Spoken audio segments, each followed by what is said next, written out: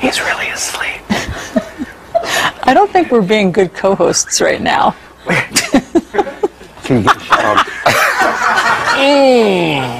Good to see you. Welcome to Fox and Friends. I know we're not on television, so it doesn't bother me. No need to be embarrassed. No. This is a commercial this honestly break. live? Yeah. In the 15 years of this program, I don't think that's ever happened. I know. I agree with you. You know what it is I sat in for Sean Hannity last night. I know.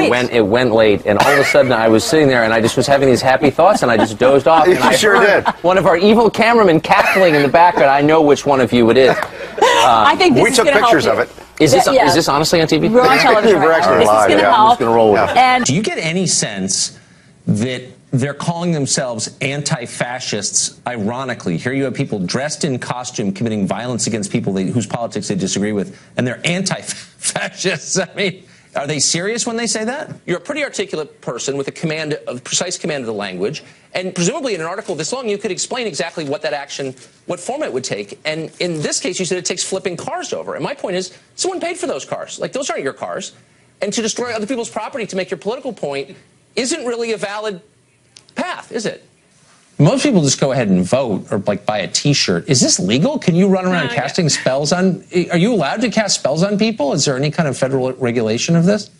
But you think good intentions will protect you? I don't know. I don't know. It's kind of spooky, but you seem nice, and I'm glad that you came on. If you need a lesson, Carlson. No, I don't. You find America unfair? Okay. What's a fairer country? Can you think of a country where you'd rather, for example, go on trial for a felony? There isn't really a country I'd rather be tried for a felony in. I really doubt that it's not really about me. Yes, my question is, like, do you have perspective on the world? When you say that all police and all cops are bad, do you really know what you're talking about?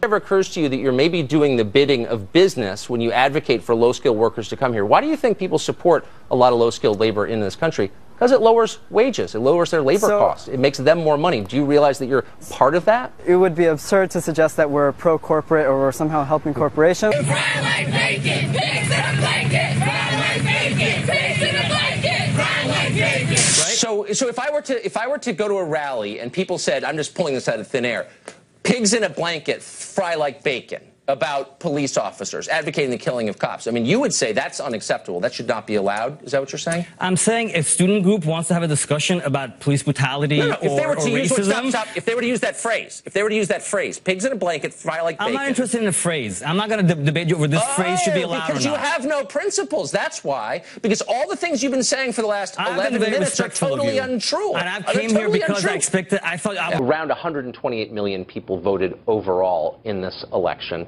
62-ish, 3 for Donald Trump. And here you have 538 people saying, or at least in your case, one person saying, my vote counts more than any of yours, and I'm going in a different direction. It seems undemocratic, is the point I'm making. A bunch of, like, straight white kids got together and said, you know, we feel oppressed here by people perhaps like you, Sean, and we need our own student-sponsored, school-paid-for room to gather with just straight white guys. Would you say, I get that, that's okay? Or would you not? I think that given the data that we have around suicide and the pressing needs of our community and the limited space that we have, there are other ways in which that space can be used. Oh, so no, in other words. So it's a double standard. So certain races get their own rooms and others don't. I'm for free association. I'm for gyms. I'm not, I guess, against this. I just sort of wonder if your concern isn't misplaced. I mean, Chicago is a really dangerous place. I think you've had about 2,000 shootings so far just this year. I don't think any of them are perpetrated by right-wingers that I know of or Trump supporters, any of them. So maybe you've got other things to worry about. To be allowed to say what you think, and what you think doesn't have to be popular or constructive or polite for you to be allowed to say. You have an absolute right to express your views, period. You're right. Do they not teach? Right. Okay, then, and that would include whiteboards, no? I mean, it's kind of simple. So it seems to me if you're going to ban whiteboards, why stop there? Why not ban pens and keyboards and other instruments of divergent opinion and just kind of suppress speech and everyone would be happy? The local city council agrees with the mayor. This is a states' rights, a city rights issue. The police so you're a states' rights guy now. A mayor. I knew this was going to wind up in a crazy place. Did you just invoke states' rights? Now you've changed your position. You want the federal government. You want federal laws to run everything. We want the states. We want local control. Is that what you're saying? Or is the real threat that our government is going to decide it's in the business of classifying some information as news and some as verboten.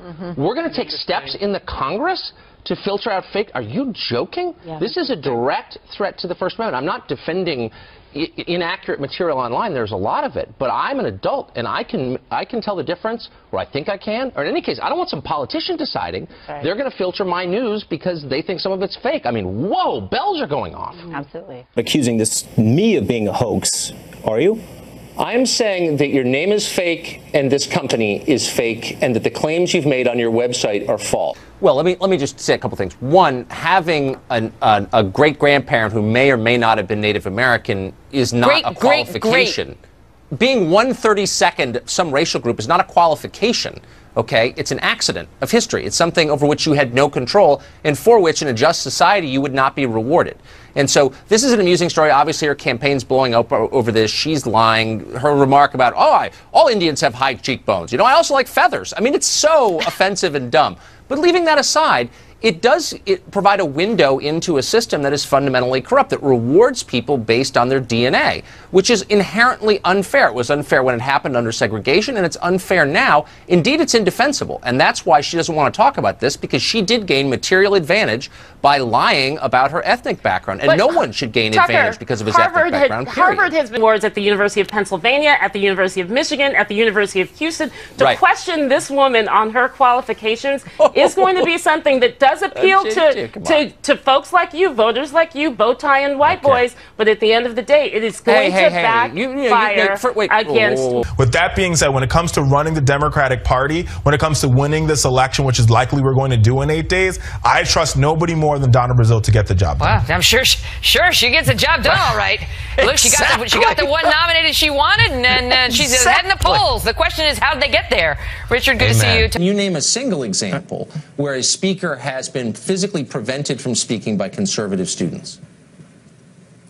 I know basically that Barack Obama and Alice Walker have been sort of denied, or at least attempted. They were not stopped from speaking. Nobody put their bodyguards in the hospital. Nobody threw rocks against the building or pounded on the windows. Conservative students have not, that I'm aware of, and I would denounce it immediately if they did, stopped any speaker, and yet you see it on the left, and yet your piece doesn't say one word about that. I wonder why. Has had about 2,000 murders just in the first 7 months, less than 7 months of the year. How many, shootings, how many of those 2,000 shootings were perpetrated by right-wingers, do you think?